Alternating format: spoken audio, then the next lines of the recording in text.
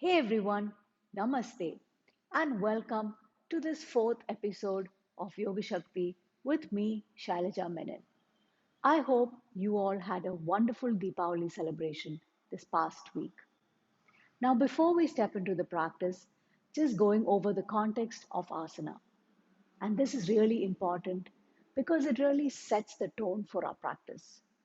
Now, asana is both the action, which is a doing, as well as the contemplation and the reflection behind the action. So, let us use our asana practice to connect deeper to our bodies, our breaths, our minds, and to the subtler dimensions of our being. Namaste. Let's get started with the practice. Today we're going to focus on core strength as well as upper body strength, right? And as I say in every episode, every asana can actually be practiced in different layers of its difficulties. Yeah, so just focus on what you can do and allow the practice to inspire you to become the best version of yourself, right? So to get started, just lie on your back, keep your knees bent because that serves to protect your back and really focus on your body, right? So we're going to work your abdominal muscles. So each time you exhale, really feel your body, right? As you exhale, just rising up, lifting your shoulders and upper back off the floor. And as you inhale, slowly going back, right? So I just want you to focus on your breath and focus on your body. Really sense it. As you exhale, rising up, feeling your abdominal muscles work, head, neck, and shoulders off the floor. As you inhale, slowly lowering back down, really sensing your body. Exhale, rising up. As you inhale, slowly lower down. And for the last time, we're going to rise up and hold for a few seconds. So rising up and stay. 7, 6, 5, 4, 3, 2, and 1. Slowly lower down, vertebrae by vertebrae, allowing your spine to ease back to the floor, resting your head, releasing your hands, releasing your legs, and just allowing your body to relax for a few seconds. So, really sense your abdominal muscles relaxed, feel the upper back, the neck, the shoulders, all of it relaxed. And we're going to be doing the same work, only this time the legs are straight. Yeah, so your legs are straight as you exhale, rising up. 2, 3, 4. Inhale. 1, 2, 3, 4. As you exhale, 2, 3, 4. Inhale. 1, 2, 3, 4. Exhale. 1, 2, 3, 4. Inhale. 1, 2, 3, 4. And last round, come up and hold for a few seconds, really feeling your abdominal muscles engage, head, neck, and shoulders lifting off the floor. Holding well and slowly releasing back and relax. Relax your legs, relax your abdominal muscles. Just sense your head, neck, and shoulders, feeling all of it relaxed. Really sensing your breath, just observing your breath, and working now into the next variation where we're going to do the same thing. The only difference is we're going to lift one leg up. Yeah, so this I'm just increasing the intensity of the asana. So there is actually a position called the boat pose, Navasana, right? So this is all different variations leading up to that. Yeah. So as you exhale, head, neck, and shoulders like you did earlier, and then from here, just lift that right leg up and hold. 7, 6, 5, 4, 3, 2, and 1. Slowly lower down. Relax for a few seconds. Sense your body, sense your abdominal muscles relaxed. And then you had lifted your right leg up, so you can really sense the relaxation along the front of your thigh, which would have contracted to lift the leg up. So just sensing all of it, your head, neck, and shoulders, really allowing your attention to flow over your body and working on the other side. So just come up like you did earlier, engaging your upper abdominal muscles, lifting your head, neck, and shoulders off the floor, and then continuing to exhale as you lift that left leg off and hold. 7, 6, 5, 4, 3, 2, and 1. Slowly release the leg back, allow your shoulders to relax, allow your head and neck to relax, and just sensing your body, sensing the relaxation, the abdominal muscles relaxed, sensing your breath, just following your breath as you inhale and exhale, just sensing the subtle nuances of your breath, exploring your breath. How is your breath flowing? Is the breath fast? Is the breath shallow? Is the breath soft? Is the breath jerky? Just using the power of your attention to connect deeper with yourself, your body, your breath. And then we're going to work into what we call the half boat position, Ardha Navasan. So rising up again, like you did earlier. The difference is you're going to lift both legs off the floor. Yeah, so just holding it here.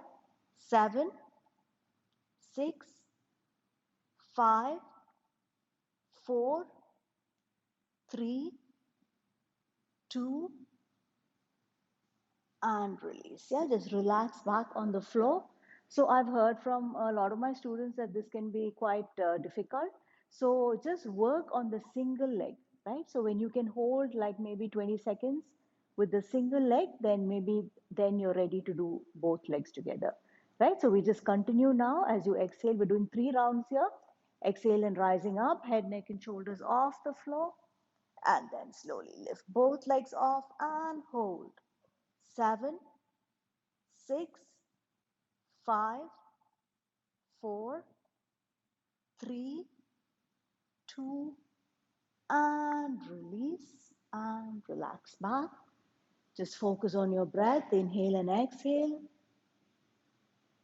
And last round, exhale and rising up and legs off the floor and hold.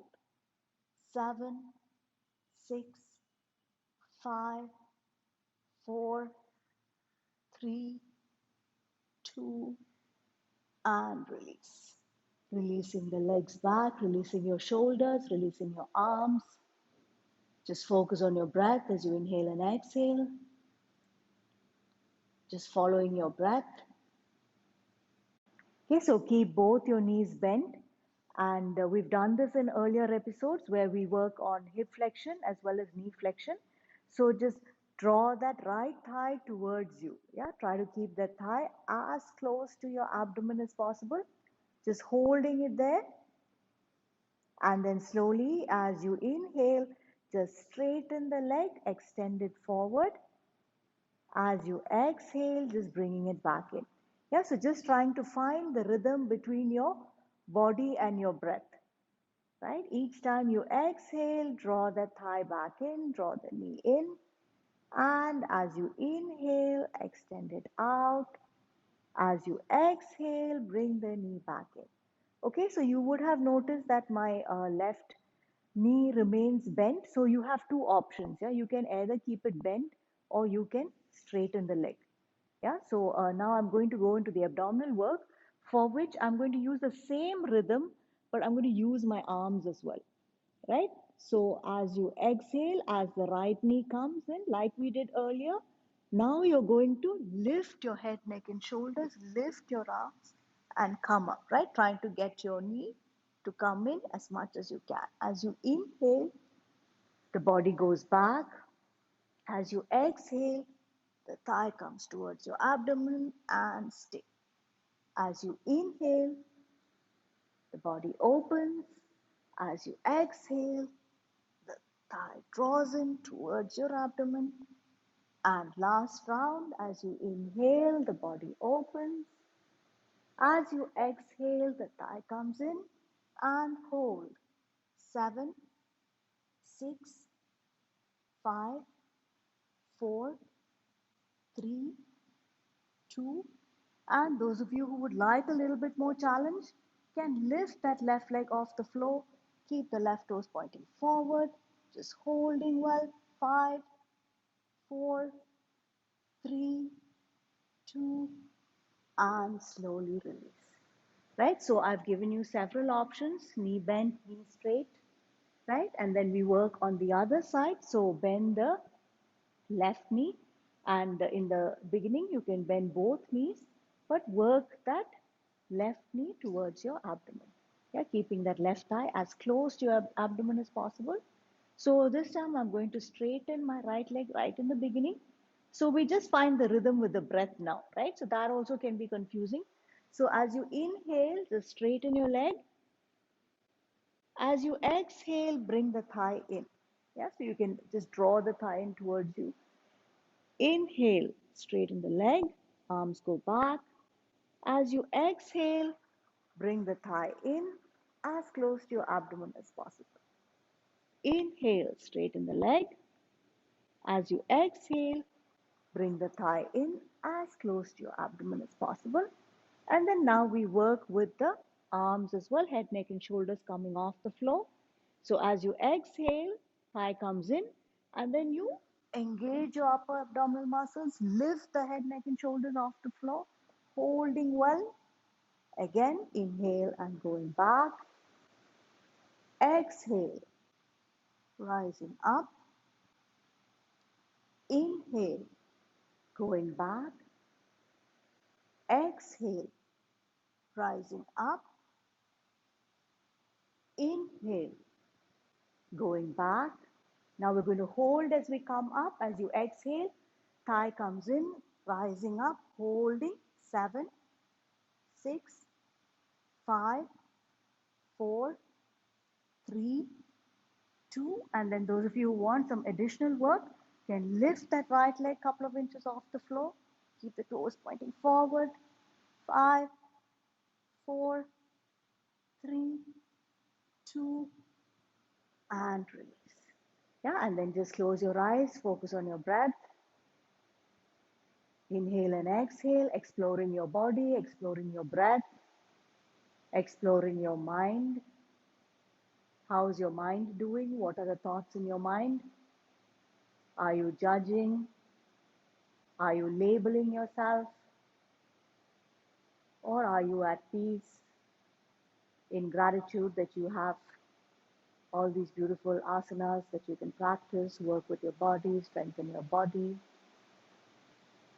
witnessing, really learning to take a step back and simply witness your body, your breath, your many thoughts, your emotions, all of it. So come on to your hands and knees, and this alignment we've gone over in previous episodes, but I'll just go over it again.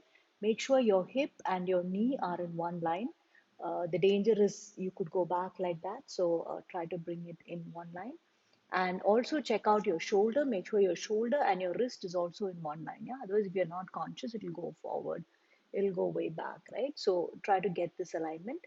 And then you can curl your toes, press your toes into the mat. And what we're going to be doing is loading the wrist. Yeah, so the wrist actually is quite sensitive. And in fact, most of my students complain a lot about wrist pain when they first start attending class.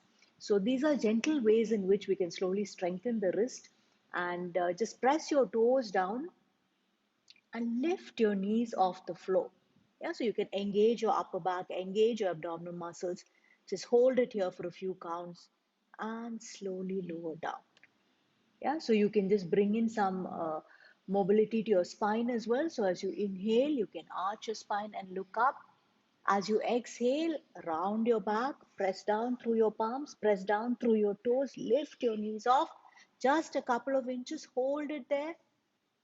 5, 4, 3, 2, and slowly lower down. Yeah, and last round, inhale, arch your spine. So really trying to find the best possible position at this point. As you exhale, engage your abdominal muscles, engage your upper back around your spine, and then just press down through your toes and lift. 5, 4, 3, 2, 1. Yeah, slowly lower your knees down. And if you're not used to this, so you can feel some strain on your wrist, so just rotate your wrist, just ease the wrist, right? And we're moving into downward facing dog position, Adho Mukha Svanasana. We've done this before in an earlier episode, but I'll just go over it again. Just keep your knees bent initially. Move your hips back so that you get a beautiful length to your spine and beautiful opening of your shoulders and your chest. So just stay here for a few seconds, enjoying the position, enjoying feeling your body open, stretch, and then to increase the hamstring stretch, slowly release the right heel to the floor. Release the left heel to the floor. So just working heel by heel, right heel to the floor. And left heel as well. Holding well. 7, 6, 5, 4, 3, 2, 1. Slowly lower down. So all of this helps to increase the strength in your upper body, your wrists, your shoulders, all of those areas. And then to work from down dog, there's also additional work that you can do. So if you're comfortable here in down dog, just stay in a stable pose, and then you can just lift one hand up, hold for a few seconds, lower it down, lift the other hand up, hold for a few seconds, lower it down. Again, one more time, lift the hand up, hold for a few seconds, lower it down, lift the other hand up, hold for a few seconds, lower it down.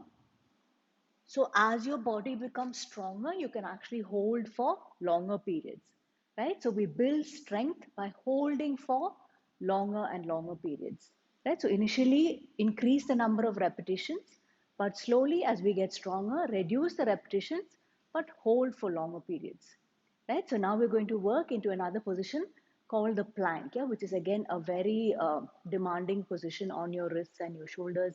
So just work with what is comfortable for you. We start with down dog, so just moving back into down facing dog position, and you need some space here. So just take your feet back a little bit, and then as you inhale, just drop your hips, shoulders, and wrist in line. As you exhale, just moving back, right? So just find a rhythm, flow with your breath as you inhale, coming forward to your toes, engage your abdominal muscles, push the palms into the floor, engage your upper backs, holding well, really strongly contract the back of your thighs so your knees are straight. And then as you exhale, moving back. And last round, as you inhale, coming forward, holding well. 5, 4, 3, 2, and as you exhale, moving back into down dog. So just relax, drop your knees down, move your hips back, and release into child pose. Okay, so these are just some additional movements for you to increase the loading on your wrist. So just do what you can and what is comfortable. So we just start from down dog again. Feel free to keep your knees bent as you work back, right? So just take small steps with your hand, just going 1, 2, 3, 4, 5, and 6. And then walking forward, again, small steps, just really deliberately feeling the palm on the ground, just sensing the loading of weight on your palms and your wrist, coming into plank, and then slowly moving back again. Your mind focused on that sensation of touch and pressure of the palms on the floor, and just keep moving. Just feeling each placing of the palm. If you want to increase the intensity, you can hold at the end point. You can hold here for a few seconds before you start moving out again.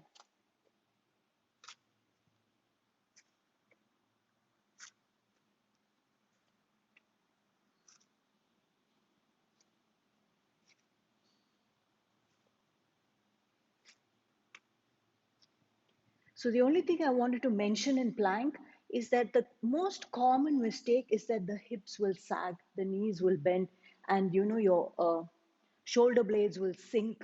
So these are all very common mistakes that I see when my students practice. So I just wanted to bring it to your attention. So make sure that you really engage your body well. You press the palms down, engage your abdominal muscles, engage your back thigh muscles. So it's a well held position. Yeah, so you're not sagging, but you're actually holding well, feeling that lift in your body and energy. And drop the knees down, move your hips back, and chakos.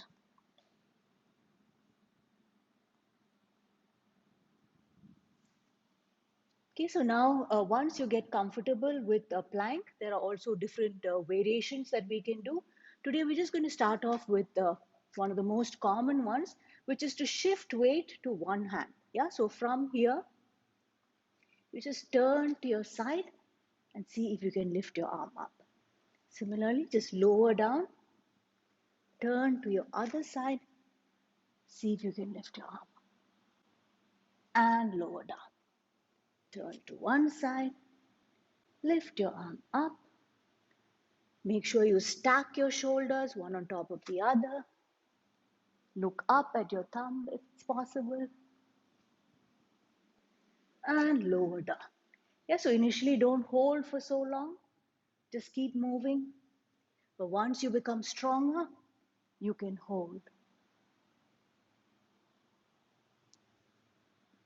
Yeah, and then these are all the different ways that you can work on increasing strength in your body.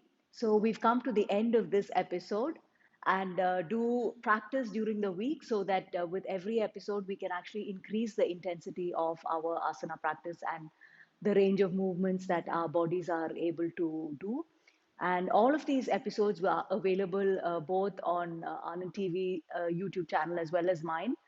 My channel is called Shailaja Menon Yoga, so do look them up there and do like and subscribe to them, as well as do practice these asanas regularly. Right? So till the next week, thank you very much, and thank you for tuning in.